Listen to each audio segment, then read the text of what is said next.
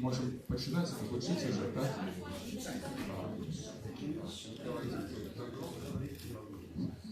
Сябры, потиху подтягиваемся, у нас сапраўды часу не шмат, и будем распочинать нашу наступную дискуссию, якая называется «Белорусская литература и гетеротопии будущего».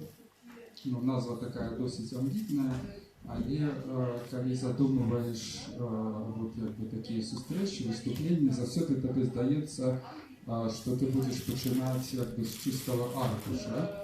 А самое цікавае якраз тады, калі дыскусіі ўжо распачаліся, і ты працягваеш гаворку. Вот. І першае, што я спрабаваў бы зараз зрабіць, гэта обозначить, подтягивается народ, обозначить некалькі таких важных контекстов, важных темаў дискуссий, якія ўжо распачаліся на папярэдніх сесіях, да, і працягам якіх, можа быць, хотела бы бачыць сябе наша сустрэча. Калі казаць пра беларускую літаратуру і спрабаваць сфокусавацца на гэтым знаёмым незнаёмцы, так бы мовіць, то три такія важныя тэмы выглядаюць істотнымі, і хацелася бы пакласці іх на першае месца. Першая тэма, якая ўжо паўстала, гэта эканоміка альбо палітэканомія беларускай літаратуры. Мы асабліва новай беларускай літаратуры. Мы звыкла разглядаем літаратуру як зону, зону творчасці, зону праяваў і работы суб'ектыўнасці творцы, да, і значна ў меншай ступені як сацыяльна-эканамічны феномен. Так? В той же час мы все разумеем, что белорусская литература на сегодня это десятки выдавецтваў незалежных и залежных. Это сотни, тысячи назваў книгаў, якія рыхтуюцца, продаются, распаўсюджваюцца, читаются, якія уплываюць так інакш на социальное уяўленне, якія становятся фактом культуры. І вельмі цікава, як все гэта змяняецца, трансформуецца, якія новыя зоны паўстаюць в гэтай палітэканоміі беларускай літаратуры.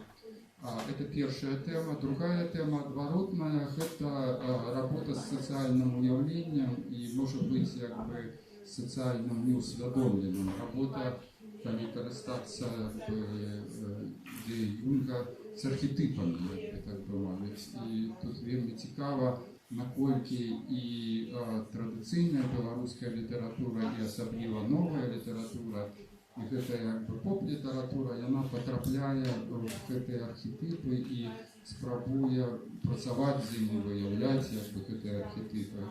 Ну і третья зона, і третья тематика, якая ўжо паўстала, гэта знешнія вобразы беларускай літаратуры. То есть это тое месца, якое займае беларуская літаратура в вот гэтым агульнаеўрапейскім, агульнасусветным міжнародным поле. Ну і зноў жа таки гэтая тэма традыцыйна разглядаецца, як Саша Иванов сказаў, в контексте славы, калі Славушка прыйдзе і нам раскажуць, што мы нарэшце частка гэтага сусветнага працэса. Хотя я бы одразу пригадав книгу, яка не так давно вийшла, Паскаль Казановой «Республика литературы», да, Речь Посполитая литературы, где она поспробовала адаптовать идеи Фуко и Бурдье и разглядеть этот международный контекст литературы, и Саида, постколониалистов, разглядеть как складанное поле взаимодействия этой гульни улады, якой есть доминантные литературы.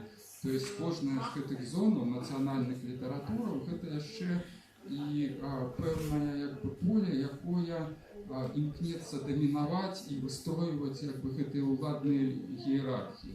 С этой перспективы, конечно, белорусская литература – это литература миноритарная и литература постколониальная, якая хутчэй як бы спрабуе подрывать вот гэты международный лад, скажем, культурной продукции дзеля того, как вот адваяваць сабе як бы месца и в агульнаеўрапейскім и в сусветным контексте. Як ёй гэта ўдаецца, но это як бы вот надзвычай цікавае пытанне. Ну и все гэтыя рэчы, яны ясна опрокинутыя в будучыню, потому что вот як бы белорусская литература и гетеротопии будучыні, скажем, это термин гетеротопии, это термин Мишеля Фуко.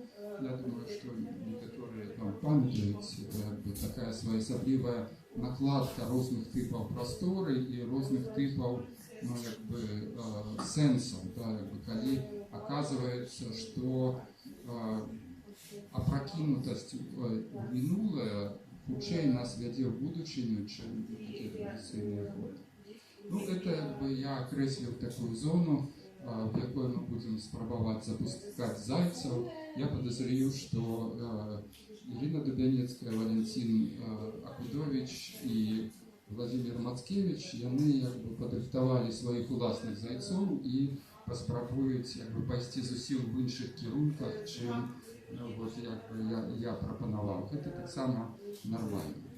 Ирина Дубянецкая, прошу. Дякую. Мои падрыхтаваныя зайцы паскакалі Тарунскія лясы, як ты казаў. І кепска чуваць? Не, у меня добрый микрофон працуе. Зараз я прочитаю. Зараз почекаю. Скажите что-нибудь, Ирина. Ну что, чуваць что? Ирина, не? Не працуе. Может, другой микрофон?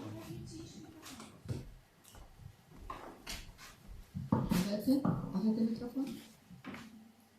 Ирина, гэта гучыць, не? Ну, лепш. Лепш? Ну, можно говорить, да?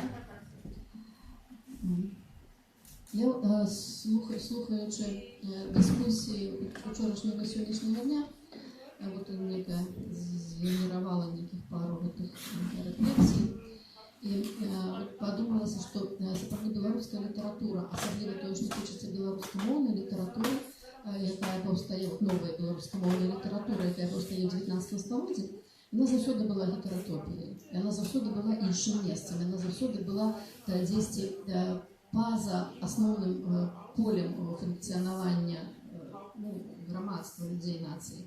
І вот як добра казала Марыка Мартысевіч учора, што вот у савецкім часе беларуская мова была ўвогуле толькі сферай беларускай літаратуры. Па сутнасці, яна была адпраўленая туды.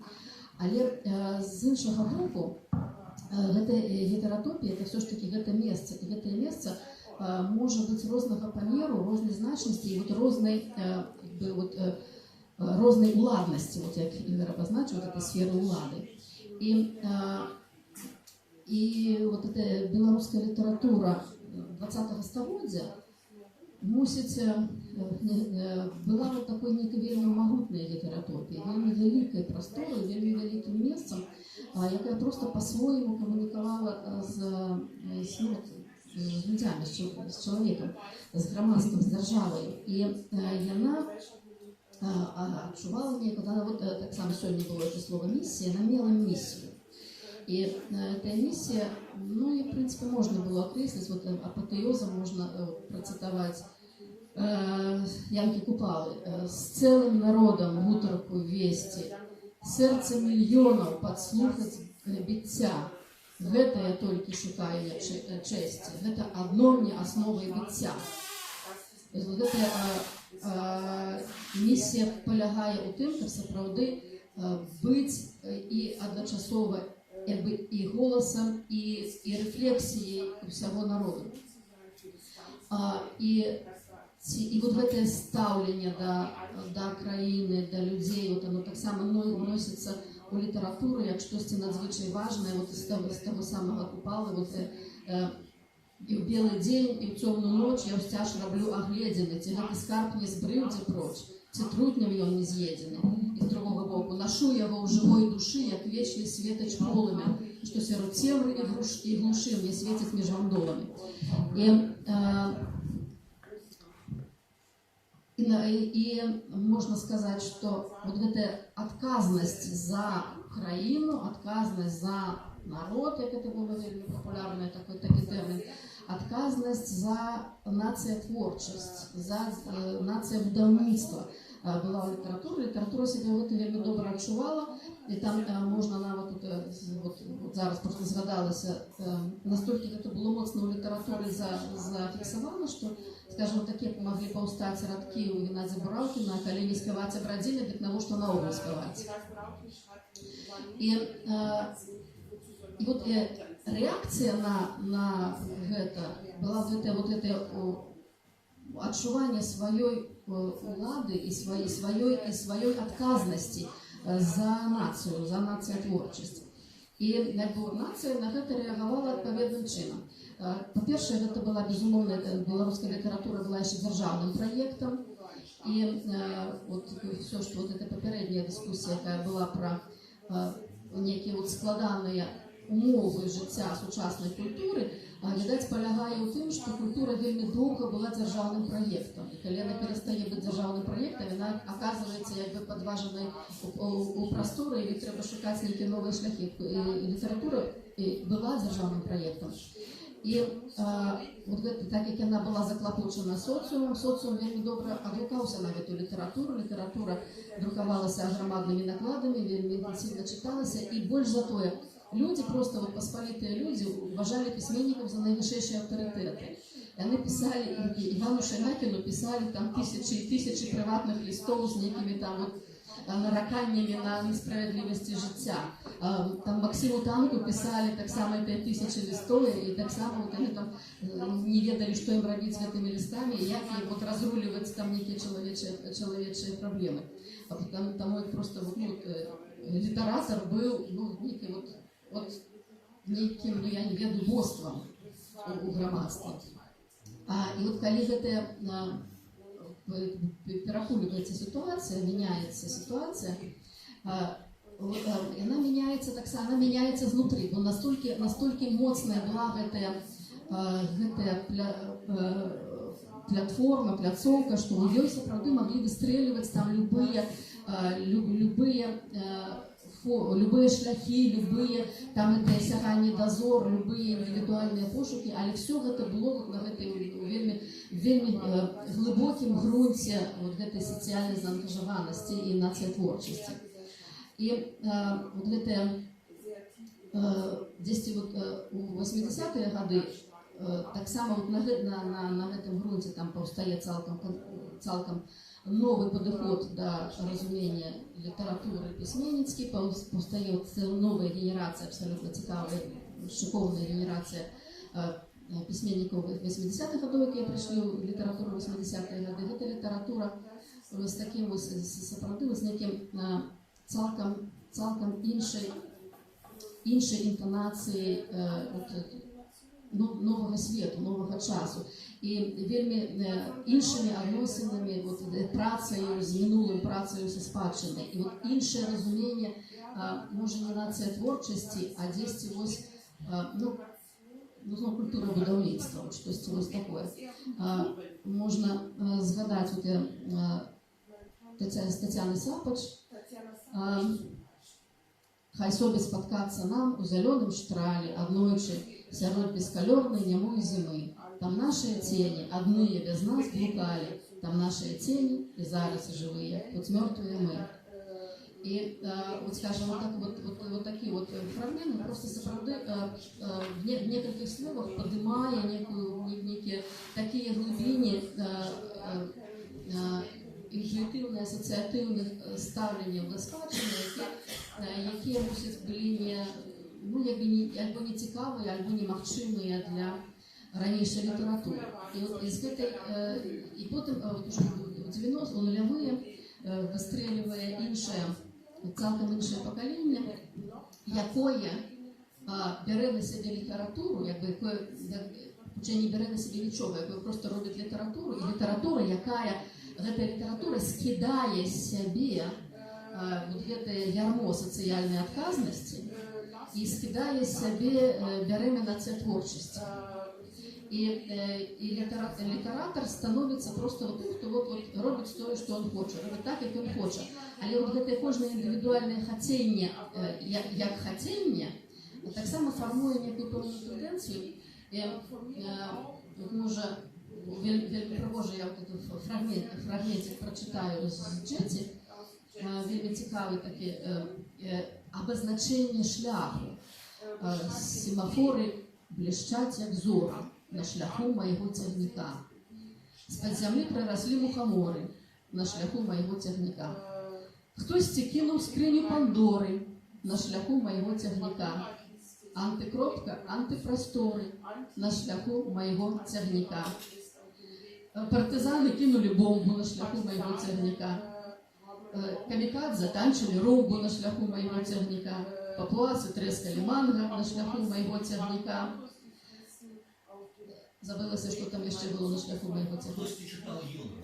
Психіатри читали Юнга на шляху моєго тягника. Диці мало чогось дійсті. Я з усмішкою гляджу у змрок, бо тягник мой стоїть на місці, і він поїде у інший бок. І от поглядите, як це вельми пригоже, вот это створення нової літератопії.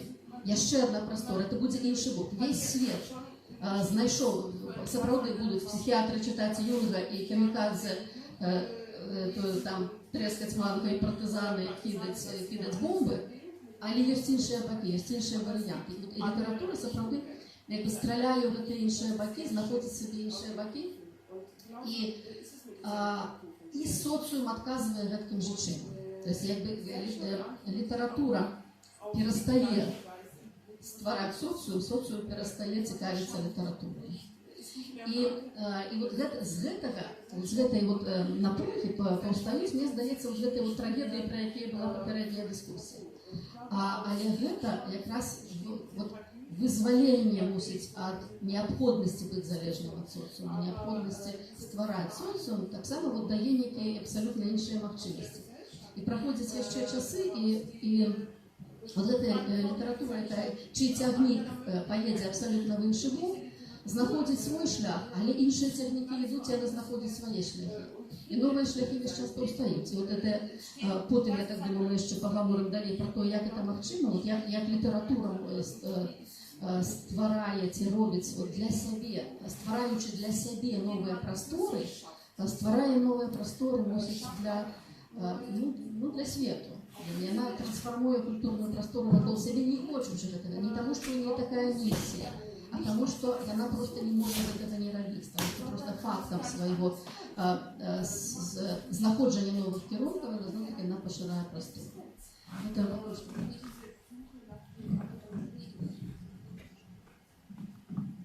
Посыл атрымаўся надзвычай прыгожы. Вот калі вы сачылі, то есть мы маем абсолютно 4 розныя літаратуры, якія абазначаюцца аднім і тым же словам, як бы літаратура беларуская. Першая версія – гэта народніцкі, сацыяльны, такі антыкаланіяльны праект пачатку 20-го стагоддзя, які творыць сабой нацыю. Другі праект – беларуская савецкая літаратура, якая впісывае сябе гэтыя агульнадзяржаўныя стратэгіі. Трэці праект – гэта беларуская мадэрнісцкая літаратура, які паўстае напрыканцы 80-х і пачатку 90-х, і нарэшце нулевыя все праекты сканчаюцца, і беларускі літаратар застаецца сярод пустаты свету, такой стратэгічнай разгубленасці. Зайцы бегуць у розныя бакі, машыны культуры працуюць, і тут гэты самы момант б'е пампамлітаўскі тазік, і тут-то і паўстаюць прывіды будучыні. Беларускі літаратар і беларускі крытык пачынае думаць пра будучыню, што нас чакае там. Ну і тут Валентина Кудович, конечно, со сваім адказам на тое, што нас чакае, вступае ў размову. Добрый день. Я якраз про привіт будучыні. Пераважна, а не про літаратуру. Спочатку несколько слов про сам феномен будущего. Традиційні культури способності не ведали будущего. Яны жили без будущего традиційної культури, тисячоліттями. А до речі, феномен часу, коли розбиратися, не поздно, персональний час так само, календарний час, цикличный, да. А солнечный годинник з'явился не поздно. Но все равно атмосфера. Да, ну, а у вас так, тысячелетие. Ладненько. Но все равно просто. И врешті-решт, что весь свет это не только. Да. Будешь перебивать, я совсем запутаюсь. Я и так не понял, что хочу сказать. Да. Так вот, у приклад просто нам близкий усім. Проминули тысячелетия, покой Спартак Гутенберг створил друкарский Вальштадт. Тысячелетиями писали папирусов, камень, высекали те заводы, спотребились как. А уже, скажем, друкарка персональный друкарский Вальштадт з'явився досить хутко. Вот раз там 500, ну там докладно не пролічено. От пишучей машинки до компьютера проминуло сотни, вот 50. И то я зашла, да? А час поднесся як шалений конь, якого ви не видели. І питання будучині, можна запросто сказати, будучині на сьогодні, знання. Да? А завтра уже буде абсолютно інше будучині. І от цей момент ми ще не навчилися увеличувати. Ми все потрошку, як був традиційний час жили. Але это настолько серьезно инакше, что будучи так хутко на нас насовывается, что батьки не ведают, в каком свете будут жить их дети, а тем больше внуки. И это уже інше. А далее я просто прочитаю. Бо господарня Тетяна просила, как учение затягивали, а когда я буду просто говорить, пекать-мекать, то в 2 раза должны будет. И тому я накидал тезы, я их просто прочитаю, и все. Одно.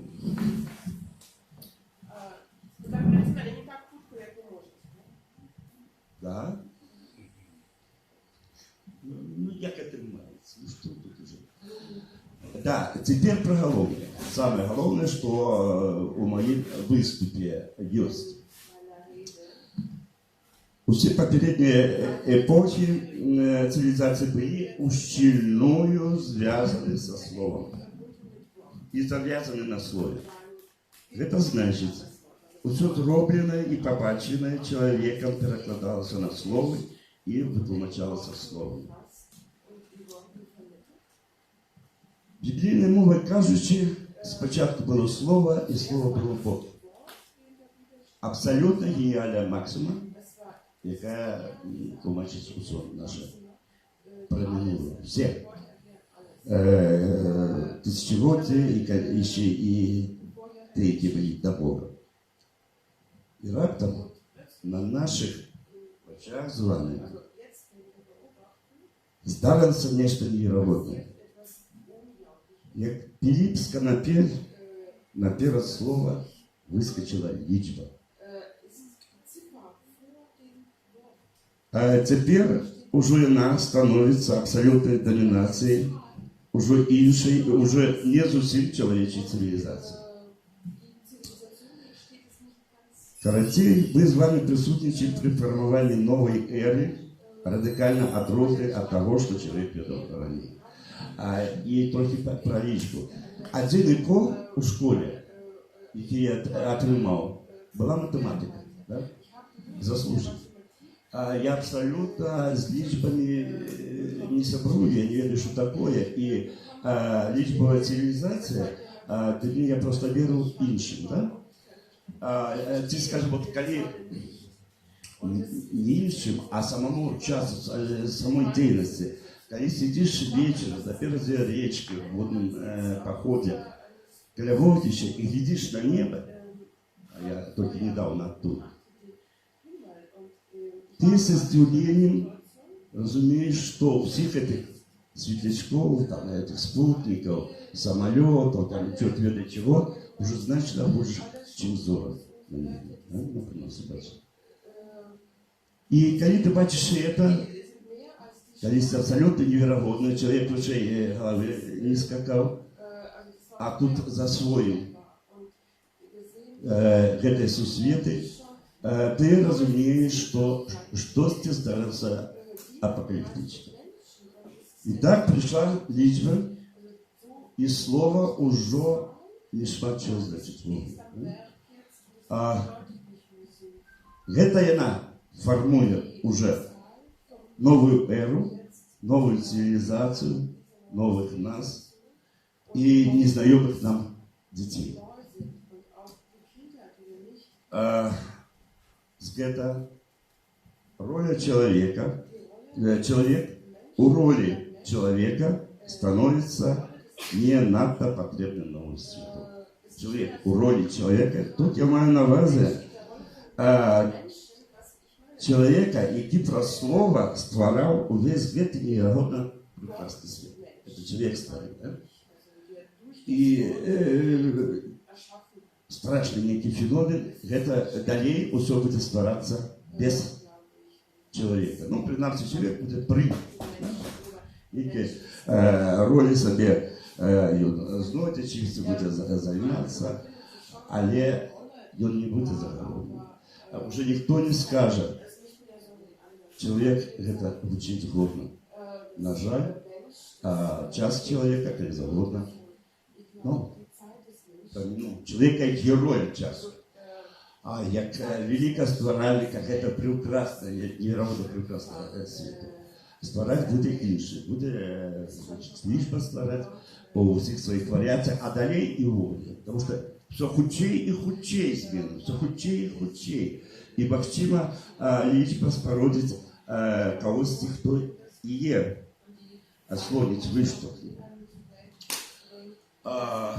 Худчей же все так і буде. Ранее эпохи меняли эпоху долго и марудно, а далее вероятно, что эры будут менять с худостью цветника и долго. Да, увидишь, вот как я сказала.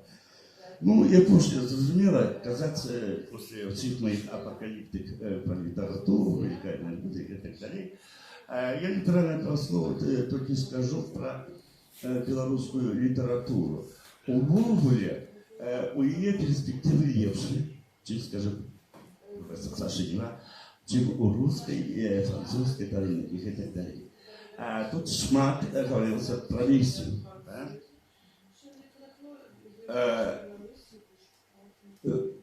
Белорусская литература еще не виконала свою миссию. І тому у неї буде до холери часу, бо працювати не треба, буде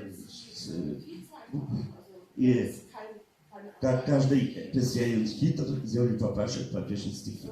А тут землю пахать не треба, буде сиди и пиши по-белорусски романы, повести. А кому это потрібно, это уже інше, хочу за собі.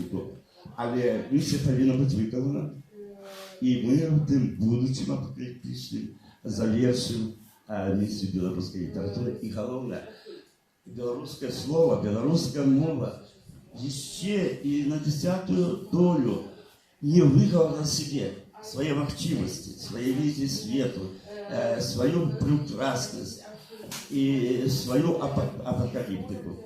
Так что вот этим мы и будем заниматься. А уже какие там романы, что тебе же писать? Ну, что сценарий робить, писать могут.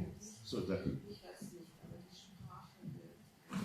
Прыгожая схема, сама эпоха слова пройшла, а літаратури скончыліся як бы тотальна ва ўсім свеце, нават калі яны як бы гэтага яшчэ не разумеюць, як бы далей пісаць будуць толькі роботы і алгарытмы, і толькі на каптарунскіх палёх будзе раздавацца як бы самотная песня, і гэта будзе беларуская літаратура, якая яшчэ штосьці не дагаварыла як бы вот у гэтым асяроддзі вот як бы штучнага інтэлекта, як бы генераваных як бы тэкстаў. Ну гэта не ведаю, гэта антыутопія ці утопія, вот, гледзячы з якой перспектывы паглядзець, але ну вот як бы такая будучыня. Ну і Владимир Мацкевич, які прапануе сваю версію. Ён, конечно, скажа, што літаратура яго не цікавіць.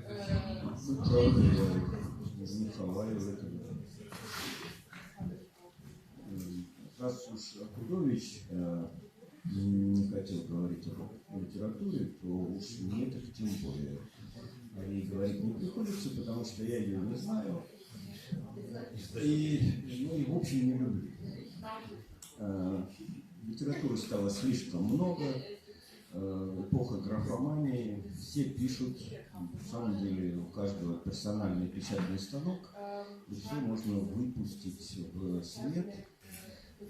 И слов, написанных, сплетенных в красивые конструкции, стало настолько много, что просто от этого уже воротит, честно говоря. Тем более, что вот, я сижу тут и думаю, а что я делаю среди этих людей на этом круглом столе? Они так красиво говорят, а мне приходит в голову знаменитый мем: Шура, не говори красиво. За красоту слов Аркадий, да. Тем более, я ж не знаю, поэтому вообще в этой теме меня интересовала гетеротопия, в этом смысле и утопия, поэтому я об этом и буду говорить. Честно говоря, с того, что я мог бы назвать утопией, литератопией, в белорусской литературе современной я не нахожу.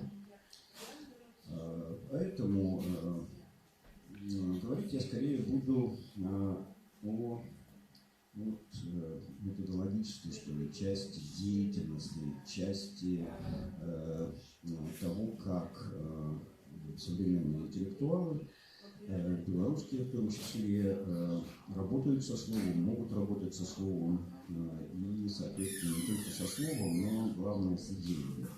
Идеями, предложениями, проектами и так далее. Поэтому, во-первых, вопрос, который должен быть поставлен в рамках этой темы утопии и гетеротопии, это про то, есть ли будущее не как таковое, а у конкретной целостности, общности или индивидуальности. И в этом смысле, поскольку время, субъективное время человека модально и может быть разделено на прошлое, настоящее и будущее, в котором, как со времен Августина Аврелия известно, что прошлое – это то, чего нет, а будущее – то, чего еще нет, мы имеем дело с настоящим. И это настоящее так или иначе заряжено, с одной стороны, причинами, произошедшими, сделанными, случившимися с нами чуть раньше, и целями, мечтами, намерениями, которые мы откладываем и которые присутствуют здесь и сейчас, в нашем отношении с миром, как вот этой модальности будущего. В этом смысле о будущем мы мечтаем. Мечтать могут люди по-разному, могут перед сном 5 минут помечтать, а могут сесть и в течение недель, месяцев, а то и лет обретать свою мечту в какие-то слова, и появляется художественное произведение, которое может быть названо или обозначено как утопия. Утопия в том смысле, что это некий проект, идеальное предложение, даже, может быть, не проект, как в точном смысле этого слова, а то, что можно обозначить словом прожект. Мы прожектируем, мы мечтаем о чем-то, и вот эта мечта тоже имеет модальность прошлого, настоящего и будущего. Очень многие мечты архаичны. Архаичны или ретроградны. Мы, переживая явочным порядком хорошее состояние, блаженства, радости, счастья или еще чего-нибудь, наделяем их некими идеализированными чертами и пытаемся к этому вернуться. Мама, роди меня обратно. Вообще, если мы посмотрим на очень многие произведения в стиле утопии, они именно такие ретроградные. Вернуться к Золотому веку, вернуться к веку просвещения, когда идеи разума были ценностью, а не так, как в постмодерне, когда человек, носитель или автор, или творец этих идей имел определенный статус, а не так, как сейчас, когда автор умер вот в этом море перформанской литературы и так далее. Собственно, что может быть в утопии действительно проектной частью будущего? То, что тому, чему суждено сбыться, или то, что может быть осуществлено? Мне не нравится, конечно, произносить слова «суждено сбыться», потому что, когда я слушал первую дискуссию, которая была здесь вчера, в Капторунах, вот эта вот метафизическая обреченность или предзаданность, закономерность, которая звучала в высказываниях, она меня слегка коробит. Я разделяю, наверное, не самое популярное философское представление о будущем, которые заключаются в том, что будущее не предопределено, будущее непредсказуемо. Будущее – это то, что делается коллективно распределенными усилиями всех нас и становится контаминацией всех этих усилий. Поэтому мы можем каждый про себя мечтать о чем-то одном, а внешний мир, в котором существуют иные, другие, которые тоже о чем-то мечтают, даст нам некую усредненную картинку этих мечт, если только люди не просто уходят с головой в эти мечтания и фантазии предаются, но еще каким-то образом действуют в направлении своей мечты. Поэтому, говоря о будущем, нам просто необходимо иметь две категории. Внутреннее нечто и внешний мир. Поэтому мечтать, наверное, могут и сообщества, могут и нации мечтать о том, чтобы стать нацией или еще что-нибудь такое. Могут профессиональное сообщество мечтать о достижении некоего статуса общества, например, художники, чтобы критики, чтобы они были популярными, имели славу, или еще что-то. Но внешний мир распоряжается со всем этим и получается то, что получается. Так что, если мы вот эту простую мысль понимаем, то тогда вопрос о том, у всех ли есть будущее, у всех ли есть целостность всей, то есть наций, сообществ, индивидов, есть ли будущее. Приобретает, если хотите, экзистенциальную остроту. Потому что представим себе некое племя папуасов в Полинезии, Микронезии или Новой Гвинее. Есть ли у них будущее, как у сообщества? А ведь они о чем-то мечтают. Мечтают о том, как убьют кабана, как они устроят какой-нибудь ритуальный праздник по этому поводу. Мечтают о том, как будут жить их дети. И эти мечты ограничены опытом их жизни. И понятно, что глобализированный мир, внедряясь везде, во все уголки мира, делает невозможным реализацию их мечты. В этом смысле во внешнем мире есть, ну, скажем так, можно предположить гипотетически, а потом можно и поискать субъектов, опять же, коллективных субъектов, сообщественных субъектов или индивидуальных субъектов, которые в большей степени определяют будущее мира, в том числе и мечтающих индивидов и сообществ, другие в меньшей степени определяют. А значит, если чьи-то мечты становятся более осуществимыми, более похожими на проекты и программы, они навязывают другим то, о чем другие не мечтают, чего другие не хотят. И там, как в наши дни вошел водопровод, сработанный еще рабами Рима, как в нашу жизнь входят компьютеры, смартфоны, интернет, искусственный интеллект и все такое, прочее, о чем не мечтали. Не мечтали пролетарии эпохи индустриализации, не мечтали крестьяне, которые хотели обзавестись своей землей, не мечтали инженеры человеческих душ, каковыми считались писатели, литераторы эпохи нациостроительства на позднем этапе индустриализации. Никто об этом не мечтал, но это входит. То есть, что же, никто об этом не мечтал. Об этом мечтал фон Нейман, об этом мечтал там Алан Тьюринг, об этом мечтал Билл Гейтс.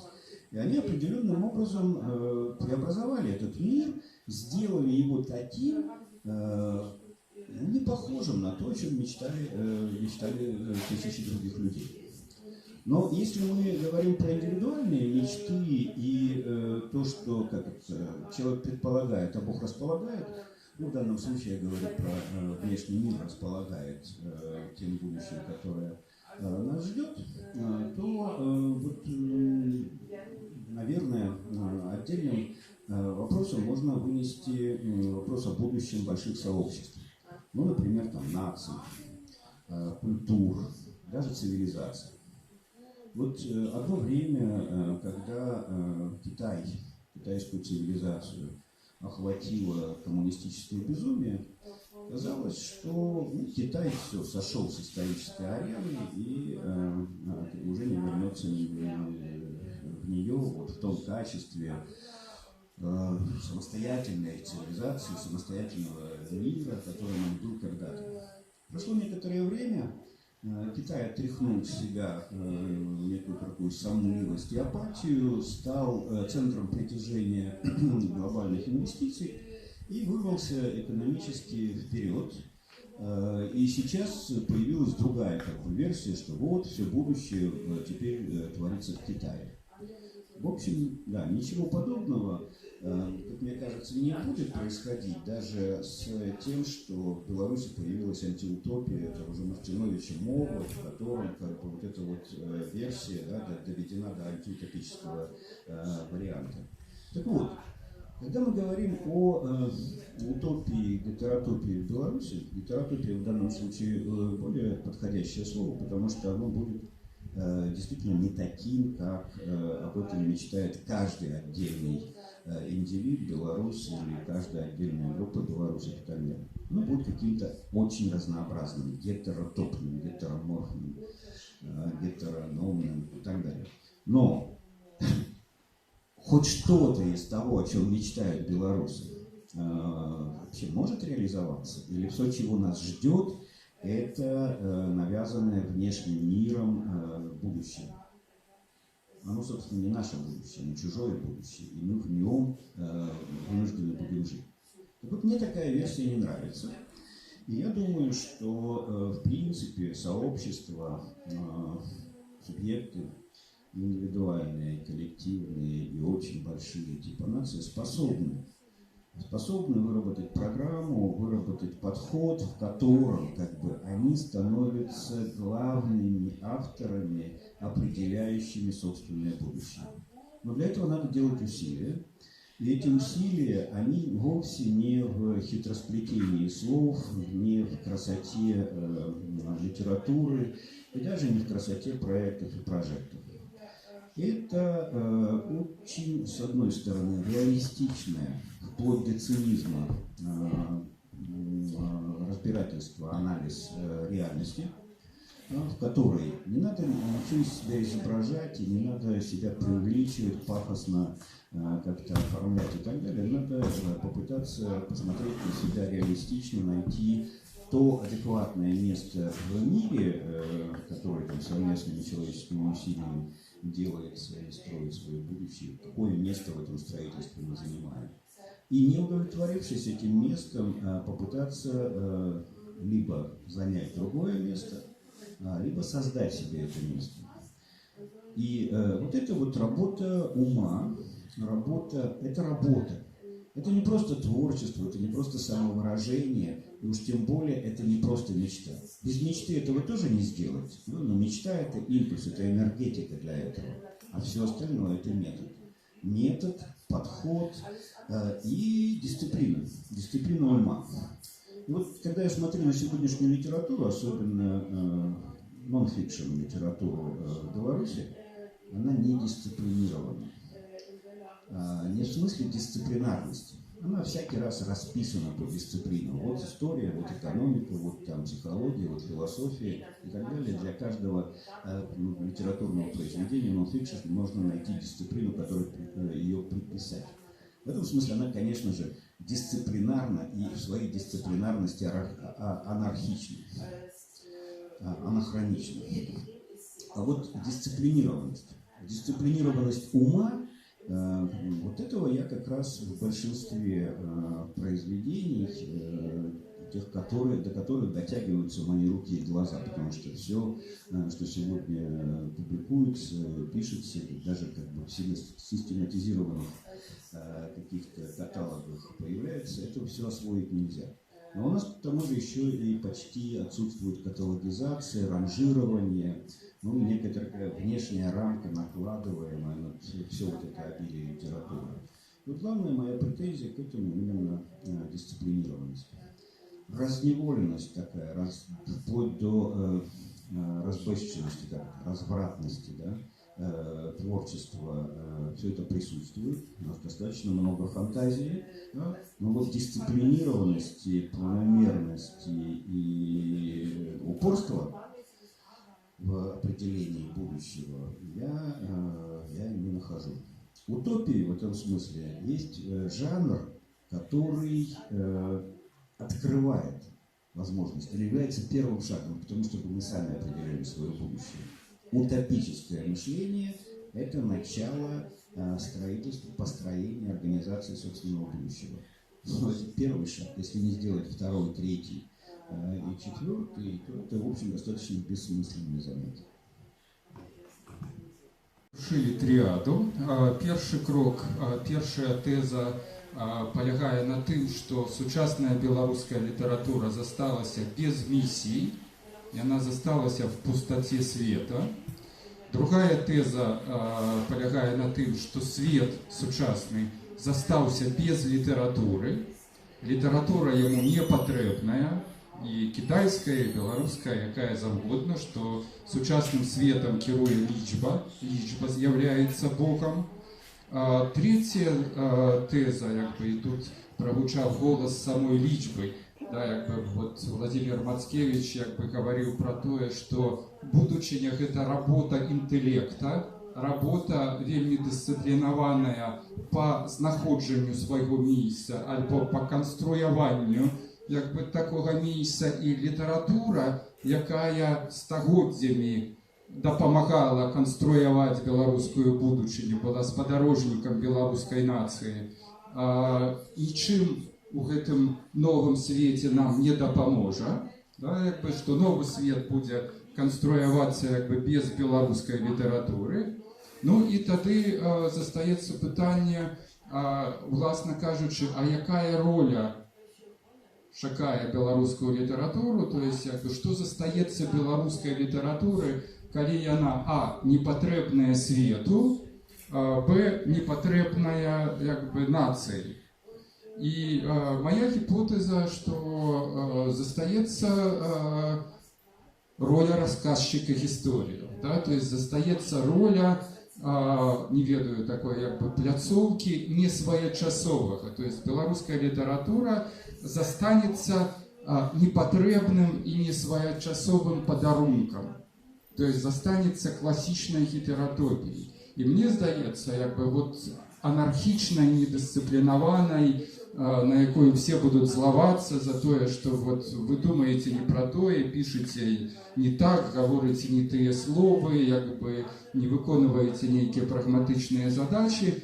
И вот як бы я бы, калі литература пачынае рассказывать истории, причем истории важные не для лічбы и не для социального уявления, а вот важные вот в нейкім як бы значно больш глыбінным таким архетипичным сэнсе, а нічога так не проявляе, не дазваляе проявиться архетипам, як популярная литература, потому что як бы популярный автор, ён заўсёды вот як бы настройвае свое вуха, что там як бы ад яго чакае час, что там чакае як бы эпоха, и я прапаную вот як бы убачыць на наших вачах разгортваюцца, пачынаюць расказвацца три беларускія гісторыі, альбо утопии, альбо гетеротопии про будущее. Одна история – это история вяртання, история пошуков своего дома. И тут мы, конечно, маем Горвата с абсолютно гениальным проектом, памятаете, як бы дзённіка, Горват вяртаецца як бы и конструюе наново заняпалы дом там як бы своих продков, своей бабули, вот як бы вакол роботы и алгоритмы, и только один человек, який ідзе насуперак як бы всего света, насуперак цивилизации, выбирая, скажем, вот гэты як бы шлях вяртання и по-свойму перамагае, то есть ему это удаецца нейкім чынам. Вот. Эту историю вяртання будут и конструяванне вяртання в свой дом будут рассказывать снова и снова, ну и моя хвилинка, это так само в певном сенсе история как бы такого вяртання в свою простору. Другая история это ясно подорожжа по золотое руно. Как бы, это вандровка как бы у свет целый, в пошуки, не ведаю, там, зачарованных скарбов, неведомых размейств. И тут, конечно, одразу пригадывается Мартинович, вот, колькі бы не иронизовали белорусские критики наконт як бы, вот, ягонага апошняга романа, наколькі он там як бы поп ці не поп, но тем не менш вот ягоный герой отправляется у дашчэнт разбураны свет в пошуках, ну, нават невядома чаго, да, то есть вот нейкая як бы тень эмоций, да, но вот гэтыя пошуки, гэта пошуки невядомых адкрыццяў, як бы несвоечасового зместа, это то, что мне здаецца будзе грэць беларускую літаратуру яшчэ доўга. Ну и нарэшце третья история, ну, назовем это алхимией самости, алхимией своего я, алхимией эго. То есть история трансмутации и зарывания масок. И тут, конечно, Бахаревичевы «Собаки Европы» знову ж таки с 6 рознымі скрыначками, у кожнай з наступных обнаруживается як бы іншая маска, головная героя, там іншие мовы, вот як бы все это як бы рассказывается, и ведь як бы ну, все же скажутся, что Бахаревичева история и Бахаревичева история депрессивная. Чему она депрессивная? Чему вот повстае это адчуванне тревоги с самой текстуры ягоных текстов из ну вот як бы из самого сюжета, потому что Бахаревич боится. И он в каждой наступной серии, взрывая эту маску, и он докладно не ведает, кто обнаружится под этой маской, почвара, альбо як бы анёл. Да, то есть он боится вот этого як бы своего нового я, якое будет проявляться як бы в новую эпоху. Да? И як по мне, так это прекрасные истории, якія будут рассказываться снова и снова. И, ну, и мне подобается это як бы самотная песня белорусской литературы в каптарунских полёх. Да? То есть няхай лічба, няхай роботы и алгоритмы слухаются. Так, ну, теперь як бы короткие реплики, потому что ясно, что все три удельника не ведали, чим я збираюся завершити, як об'єднати всю эту історію. Потім питання, коментарі і уділ. Я одразу хотів відреагувати на першу історію, яку Ігор приписав в літературі. Да, про Горвата. Мені здається, що Горвата огульно, весь читаючий світ розуміє цілком наоборот. Нікуди Горват не вертається. Це цілком городський чоловік, який згубив перспективу. Це антиутопічна книга. З іронією, да, ставячися до того, де він вимушений був опинутися. Гэта якраз та ілюстрація відсутності будучині. Бо это не утопия, это не то, чего Горват хотел.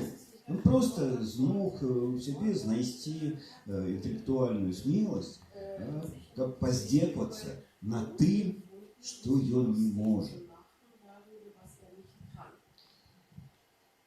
Ну, от, коли прийняти, то як ти підсумував мені, що сучасна білоруська література не має місії, в принципе, не гэта казала, але калі сказаць, што сучасная літаратура страціла місію, яна набыла свабоду. А свабода в любым выпадку гэта абсалютная катэгорія. І свабода абмяжоўваецца у кожнага толькі уяўленнямі пра свае абмежаванні. І гэта тое самае і з літаратуры, і з культурнай сферы наогул, пра што была зноў-такі папярэдняя дыскусія. Культура адчувае сябе заціснутай, тому што яна неяк придумала себе верить у гэтыя свае абмежаванні. Гэтыя абмежаванні все можна здымаць. І от працуючы год з самай нефарматнай беларускай літаратурай, беларускім калегіям, мы амаль што прыйшлі до такой пачатковай, такой тентатыўнай высновы, што сапраўды это новы свет, он вылузваецца, мусіць, як кураня з яйка, але верыць яшчэ ў гэтай свае шкарлупінкі, верыць у свае абмежаванні. Самыя нечаканыя тэксты, якія паўсталі цягам літаральна апошніх пару гадоў, все імкнуцца сябе як-небудзь назваць, каб як-небудзь сябе абазначыць жанрава, скажем, назваць сябе там ці якія там былі, там кінараман, там фантастычна-містычны трылер, абавязкова як-небудзь сябе назваць. І вот все гэтыя назвы, яны, вот як тая шкарлупка, гэтыя жанры, у якіх літаратура прывыкла сябе бачыць, яны перасталі працаваць, вот як папярэдні досвед перастаў працаваць. І новага досведу не напрацавана, і вот новай гэтай будучыні не відаць, але яна, яна стварае, тое, пра што я весь час кажу, яна ствараецца па меры яе стварэння. І вот гэтая, калі мы чытаем гэтую абсалютна нефарматную літаратуру, якая спрабуе впісацца в нейкія фарматы, то мы бачым, што вот у гэтай сваёй нефарматнасці яна не толькі разняволівае сябе, яна разняволівае свет, і яна накрэслівае, можна пабачыць, чым, як гэта сказаць, адчуць гэтае дыханне акіяна, якое не называе сябе дыханнем акіяна, яно просто дыхае, яно просто такое ёсць. Ці ёсць оно дысцыплінаванае, ці ёсць оно недысцыплінаванае, пакуль што цяжка казаць, але яно дыхае. І вот гэтае дыханне мы назіраем, і мы можам просто з гэтага дыхання таксама пабачыць, што гэты акіян ёсць, што гэты акіян жывы. І вот куды яно пойдзе туды, куды яно ідзе. Тое, што будучыня не прадбачваецца, это абсалютна ясна. Будучыня ніколі не была прадбачальнаю, а цяпер просто будучыня, Валянцін казаў, што не ведаюць, у якім свеце будуць жыць іх дзеці і ўнукі, мы не ведаем, якім свеце будуць жыць мы самі. Потому что свет меняется, не будем казаць, што дня, але штогод, то есть, что было свет, які быў 5 гадоў таму, ён уже не актуальны, яго ўжо больш няма. І сапраўды гэты тэмпы паскарэння яны шалёныя, але гэта нарэшце мы адчулі вот гэтыя тэмпы паскарэння сусвету. Мы нарэшце пачынаем дзесьці з гэтым супадаць. І вот гэтае патрабаванне, каб хтосьці кагосьці заўважыў, каб хтосьці на кагосьці адрэагаваў, яны зноў-такі, это патрабаванне гэтых шкарлупінак, з якіх вылузваецца кураня. Бо самому гэтаму караняці, калі ён выйдзе на зялёную траву, то ён пойдзе туды, куды ён пойдзе. Ён будзе шукаць гэтыя свае шляхі. І чакаць, каб на яго рэагавалі, каб ім захапляліся, альбо каб яму там нейкую рекламу рабілі, гэта таксама гэта не гэты час, гэта не для цяперашняга часу. А як яно для цяперашняга часу? Ёсць розныя варыянты, але рэальна яснай карціны ўсё роўна пакуль што няма, таму што гэтая карціна паўстае з нічога, она паўстае з таго, чаго яшчэ раней не было.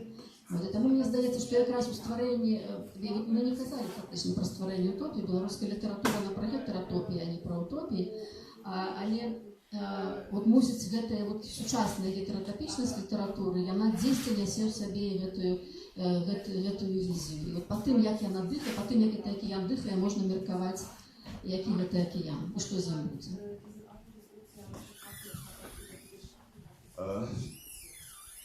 Я пропоную з нашої сьогоднішньої зустрічі почати змагання зі словом «будучні». У його яно у нас засталося з пари традиційних громадств. Будучня страшенно велике, да? Ми це цим віримо. А разом з тим завжди кажемо будучня абстрактно. Праз 20 год это одна будучня. Праз 50 год это зовсім інша будучня. Праз 100 Гоголь чорт ведає, що там буде у той будучні, да? А ми всюди на автоматі будучня. Але зараз у нас не пора традиційних громадства. Будучня кожен раз нове, кожен раз конкретне. И когда мы кажем абстрактное слово «будучня», то мы ничего не кажем. Мы просто кажем, як там 5000 год, что наперед нечто есть. А лічба потребует конкретики. Як сказав би Владимир, чого дисципліни.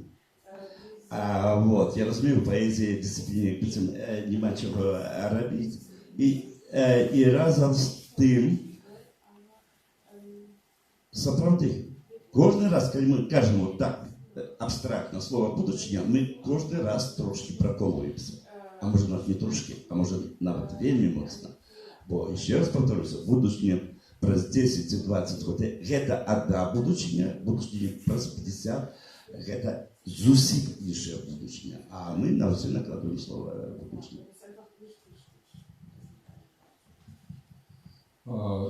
Что касается моего подсумования, то ясно, когда мы говорили про Пахаревича, Горвата и Мартиновича, просто як про верхний пласт, як по сучасної белорусской популярной литературы. Насамрэч, сучасная белорусская проза и поэзия – это, может быть, одна з самых цікавих європейських літературів. І, наприклад, там проза Дубовца, альбо романи Макса Шура, альбо Илья Син со своими «Лебедо». То есть на наших вачах разгортываются такие, скажем, авторские гетеротопии сучасной белорусской литературы, кожная з яких, по сутності, есть таким пригожим и несвоечасовым подарунком белорусскому народу. И, ясно, что не белорусский народ, не, про это не ведая, да, скажем, але в этом так само есть, певная пригожость. И тут я бы поставил такое оптимистичное шматкропье и перейшов до репликов, дискуссий и комментариев.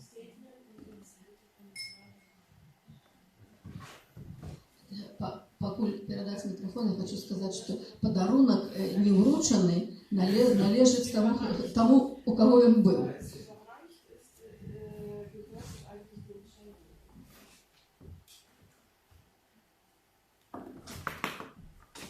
Тут працює тільки один мікрофон, просьба. У меня такое питание, что его зв'язано ось минулим міркуванням попереднім і ось з тези Валентина Худовича, що зараз пішла лічба. І мені подалося, що ось і ваш приклад, Ігор, на конт Андрея Горвата, што не ёсць такое сёння, што менавіта медыя, як оптыка, так? Як тое, што, напрыклад, мы карыстаемся сацыяльнымі сеткамі, і што гэтая медыя, гэтая лічба ўжо ўплывае на літаратуру. І з яе, яна нараджаецца у медыя. Мы ведаем, што Андрей Горват, ён пісаў вось гэты свой роман у Фейсбуку, і потым гэта аформілася ў кніжку. І, напрыклад, Макс Шур, яго кінароман, ён нагадвае матрыцу Фейсбуку. То есть вось мне тут хочацца задаць пытанне, што вам не падаецца, што гэта лічбы і слова ўжо парадніліся, ці пасябравалі, вось так. Я бы тут адразу адрэагаваў, гэта вельмі удалы і цікавы прыклад, што калі раней літаратура выглядала такім магутным потокам, плыня, якая плыве, і яна акрэсленая ў сваіх берагах, то сучасныя гэтыя тэхнічныя магчымасці, яны разбіваюць літаратуру на тысячі і мільёны струменчыкаў, кожны з якіх там цячэ ў сваім кірунку і расказвае сваю гісторыю. Але пры гэтым все гэта застаецца літаратурай. Як струменчики застаются водой. Да? И это для меня абсолютно, Васильевич, конечно, пессимист страшный, а я такий буддийский оптимист. Что литературу немагчыма знішчыць, и не лічбой, и не дисциплиной, и не концом человека. То есть до самого конца мы будем запускать эти струменчики и бясконца придумывать и рассказывать эти истории про самих себе, про нашу будущую, про наши подорожжи, вертанни и про наши маски. Ну хорошо. Не знищить. Это давало там а толку. Ну что, будет рисовать. И все, а толку. Свет будет разгортываться зустріні по сценарию литературы. А еще раз скажу, что посыпать лічба и слово. На жаль, нет. Лічба становится настолько могутной, як колись было слово. Слово узяло на себе все доминантные функции свету. Зараз лічба бере. Яна не буде змагатися со словом. Тут немає чого лічбі змагатися со словом. Навод. Але слово, звісно, буде пристосовуватися. Гляньте, як до Фейсбуку пристосувалося слово. І розмова не про це просто. Хоч вона і привнесла весь свій наробок, ну, это напереди. Лічба дала место, дала технологии, слово. Ну и хорошо, и надеюсь, просто. Валентин на початку процитував Євангелія Яна, що слово було Богом. І завився на другую максимум, що Бог есть лічба. И тут, конечно, дієслови вживаються один в минулому часі, один у теперішньому часі. Это данные максимы обеде. И тому то это до вашего питання соотносины лічби і слова, боскость і у тим, боскость і у другим. Ці чоловік створив лічбу, ці лічба створила чоловіка. Ці чоловік створив слово, ці слово створило чоловіка. Це працює у два боки. І лічба і слово это просто я не ведаю, вимірення чоловічого мислення, це вимірення чоловічого існування. Але це вимірення, де одно без другого просто абсолютно не існує. І то, що лічби ми тепер почали називати сучасні технології електронні, і то, що ми раніше називали лічби, Валентин казав про свої відносини з математикою, наприклад. Тепер ми лічби називаємо іншу річ. І це абсолютно нова проява этой самой боскости лічби. Тому я бы тут казати про ані сяброўства, ані несяброўства, мне здаецца, не выпадае, тому что это просто, знов таки, это необходные розные вымярэнні нашего мышления. Кто еще? Татьяна.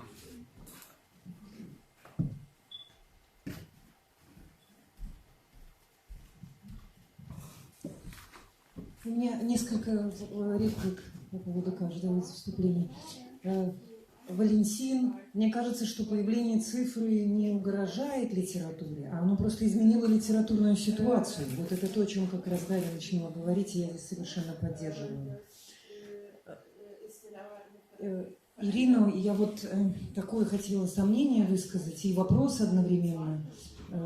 Вот по поводу использования слова «миссия» да, вот в наших дискуссиях относительно современной литературной ситуации, белорусской литературы, Игорь тоже использовал его. Вот у меня возникает вопрос, откуда, из какого места ставится этот вопрос или задача и формулируется сама постановка вопроса о миссии. Вот Валентин предложил отказаться от слова «будущее». Я бы предложила начать как-то осторожно относиться к слову «миссия». Может быть, не сразу отказаться, но я, например, понимаю, что до тех пор, пока государство остается важным агентом, определяющим культурную политику, и в том числе, например, развитие литературы, вот с точки зрения такого агента в культурном поле может ставиться вопрос о миссии белорусской литературы. И тогда в чем эта миссия могла бы заключаться, и что было бы сегодня релевантно, это, например, говорить о том, что миссия белорусской литературы – это способствовать развитию белорусского языка. То есть то, что для Беларуси чрезвычайно актуально. Но для меня большой вопрос, может ли такого рода постановка вопроса о миссии современной белорусской литературы формулироваться сегодня из круга самих литераторов. Именно учитывая то, как изменилась современная литературная ситуация и литературный процесс. Ведь даже те прекрасные имена, которые сегодня звучали, Бахаревич, Говор, другие, да, примеры, вот, которые говорят о том, что белорусская литература живая и развивается, ведь даже эти имена и конкурсы, которые мы можем сейчас назвать, при всей их значимости, они далеко не в полной мере исчерпывают тот литературный процесс, который в Беларуси разворачивается, если учесть самые разные площадки. Блоги, какие-то сообщества, где тоже современная литература начинает вот разворачиваться в каких-то новых формах, о которых мы даже сегодня не подозреваем. Я сейчас не могу, может быть, какие-то точечные примеры приводить, но я просто участвовала в некоторых таких дискуссиях, где были отсылки вот, к очень разным процессам, которые говорят о том, что даже литературное поле сегодня, оно совершенно не позволяет говорить, что существующие конкурсы и вот эти вот прекрасные имена, они действительно репрезентативны в полной мере. И в этой ситуации множество гетеротопии, это к слову к дискуссии сегодняшней. То есть вот в какой мере вообще уже релевантно употреблять это слово «миссия» со стороны литератора. И теперь к тезису Владимира. Владимир, то, что вы представили, это вопрос культурной политики как раз. Культурной политики в отношении формулирования культурной политики, разработки программы в области культурной политики, например, в отношении литературы, даже если, пускай только нон-фикшн литературы. Но тот же самый вопрос. Мне кажется, вот слово «миссия» – это то слово, где, например, высказывания Ирины, высказывания Владимира могут встречаются. Потому что если есть миссия, то есть те, кто формулирует культурную политику для того, чтобы эта миссия выполнялась.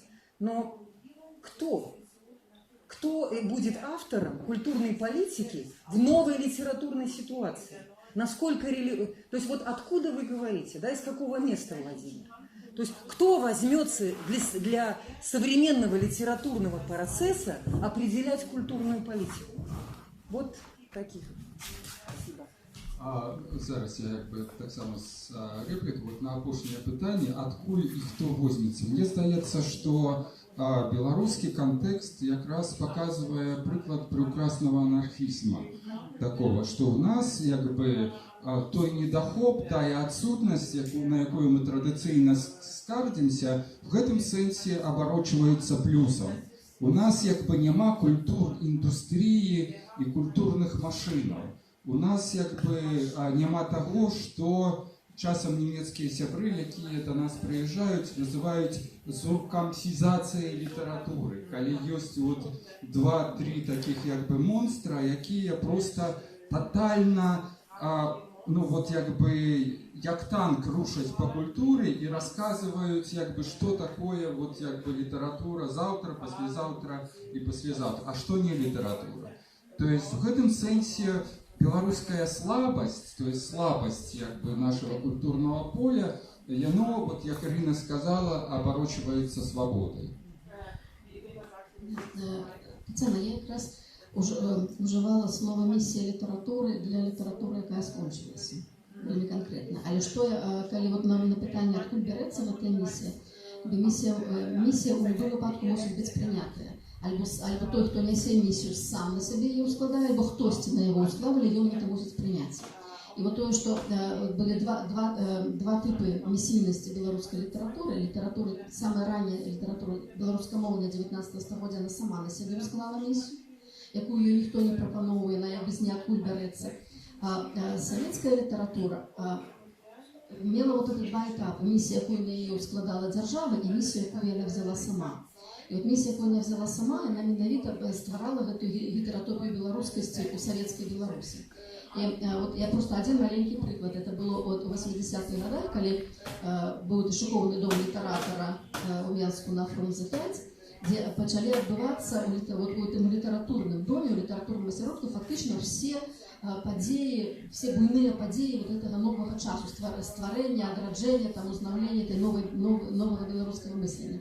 І было сказано, што калі падчас якой-небудзь імпрэзы пад дом літаратара закласці бомбу, нацыянальнае пытанне ў Беларусі будзе вырашана. Што это гаворыць? Дом літаратара змяшчаў 300 чалавек, вялікая зала. Вот было 300 чалавек, у якіх была місія, якую яны самі на сабе ўсклалі, так? якую іх носьбіты в этой місіі бачыў шырэйшы навакольны свет. І вот гэта скончылася. Тут сапраўды цяпер якраз мы больш не гаворым пра місіі, могуць быць лакальнымі, місіі могуць быць, як это сказаць, аказіянальнымі. Глобальных миссий, про глобальные миссии мы пока что не говорим. Я как будто дали, снова показать вельми тяжко. И тут миссия, якую я наклала, или колено будет принято, это просто вот это think big, мыслить великое, створать это некие самые пригожие версии себе. А что с этого отрымается, то отрымается. Але коли никто не будет створать это там грандиозные визии, то ясно, что ничего не отрымается. А коли будет ствараць, что отрымается, то побачим.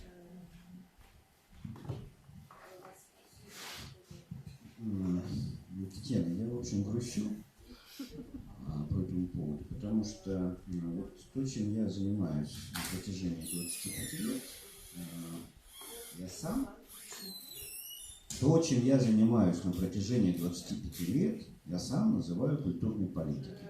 Это было обозначено. Да? И первые тексты были под этим именем, названием. Программа этой культурной политики, она сформулирована, прописана. Дальше развернуто было в течение этих десятилетий. В общем, я бы сказал, огромная программа исследований. Исследований разных областей культуры. При этом культура для меня не сводится ни к литературе, ни к искусству и так далее. Культура – это бытийствование норм в их трансляции и реализации. Это то, что мы делаем с нашей землей, с нашими домами, с самими собой, с тракторами, в том числе и с литературой. 25 лет я этим занимаюсь, и мне постоянно говорят, этого нет. В этом смысле я протестую, например, постоянно протестую против установки Ирины Губиневской. Да, смирение перед тем, что будет. Я не могу. Ну как вы говорите, вы будет то, что будет.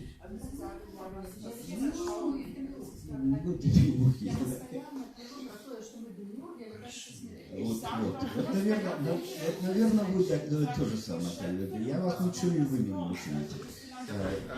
Не поміж собой, а в микрофоне. Ну да. Я перечу, я кажу, что я не кажу про змирение, я кажу, что мы демиурги. Що якраз тепер час деміургів, що будучиня буде така, якою ми є створені, вона справді буде така, яка вона буде. Это не измерение, это наоборот, это грандиозность. Вы понимаете, конечно, как демиург, это звучит охренительно как, да, пафосно. Точно так же, как и слово «миссия». Вот если я 25 лет тяну на себе вот эту вот программу культурной политики, исследования и реализации, это миссия? Понимаете, вот назвать, опять же, Ирина, вы не Аркадий, но не говорите красиво. Вот некоторые вещи надо все-таки обозначать какими-то такими очень простыми вещами, да? Вот когда люди суетятся, я вижу суету. Назвать суетящихся людей демиургами у меня язык не поворачивается, а вы их так называете.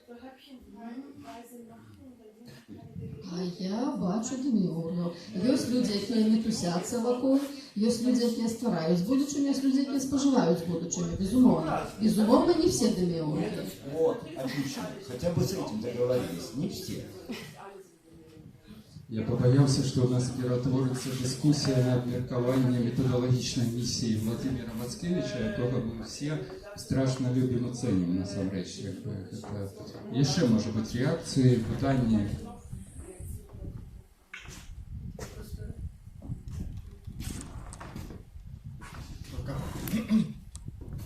Спасибо за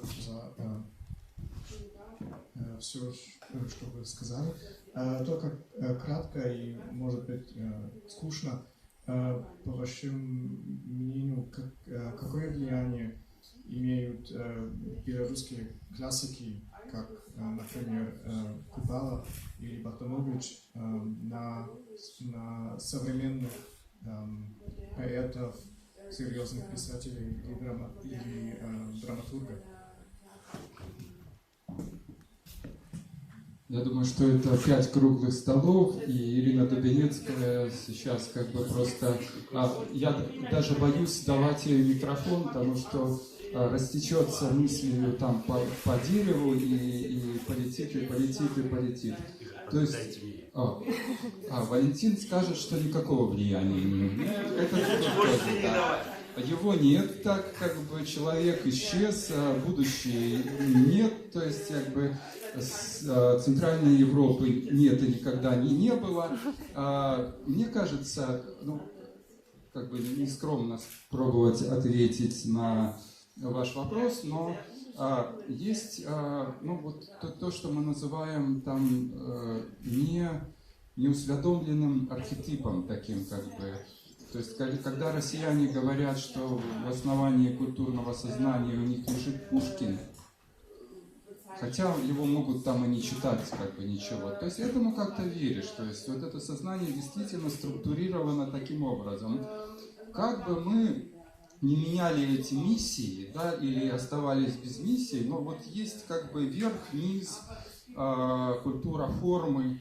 То есть белорусское небо – это Купала, это вот определенная эмоция такая, которая меняет содержание, но вот остается как бы вот этой эмоцией возвышения, да? То есть белорусская земля как бы это колос, да? И вот определенные архетипы, там родный культ, то есть все это закладено, да? Богданович это европейская форма, это игра с формой, да? То есть это вот пробование на зуб всего того, что как бы что ему интересно, да? Ну тут еще Абдиралович с льющейся формой, да, и куча всяких вещей, которые, как бы не рассказывал нам Валентин, что этого всего нет, но они работают в культуре.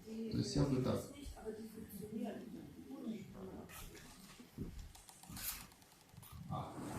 И нас уже как бы организаторы поперечивают, что... Немножечко в продолжении, чтобы вот начавшие разговоры. Я бы, например, вместо слова «миссия» использовала более такое осторожное слово «место». И мне очень нравится термин «гетеротопия», и даже не место, а места литературы и литературного процесса. И возвращаясь к культурной политике, я боюсь, что мой вопрос был как-то не очень верно понят. Конечно, я знаю об этих вот работах многолетних по культуре, Владимир, ваших лично, по вот определению и наработке, да, концептуальной вот этой культурной политики. Но мой вопрос заключался в том, в чем, как возможна культурная политика в отношении современного литературного процесса, с учетом тех изменений, которые произошли. И, может быть, как и какая культурная политика сегодня была бы релевантна. И в этом отношении, мне кажется, одна из литературных форм и одно из возможных мест литературной работы, которая сегодня в белорусской литературе очень слабо развита, это и эта форма, которая могла бы быть как раз имманентной, выполнять функцию имманентной культурной политики, это литературная критика. То есть, вот мне кажется, вот это та востребованная сегодня форма культурной политики, которая работала бы изнутри литературного процесса и могла бы действительно, была бы релевантна тому современному состоянию не только локальному, но и глобальному литературы как культурной формы. Сябры, дякую вялікі. Таким чынам, падсумоўваючы ўсё, мы можам даць фармулёўку. Ясна, што беларуская літаратура будучыні гэта перадусім сістэма месяцаў. Некаторыя з іх як бы смешныя, некаторыя страшныя, некаторыя глыбокія, некаторыя плыткія, але яны як бы застаюцца і праваднікамі як бы ў гэтыя месяцы мусіць выступаць культурная крытыка, ну і вот як бы etc. Ну і, як кажуць, запрашаем у падарожжа. Все, дякую.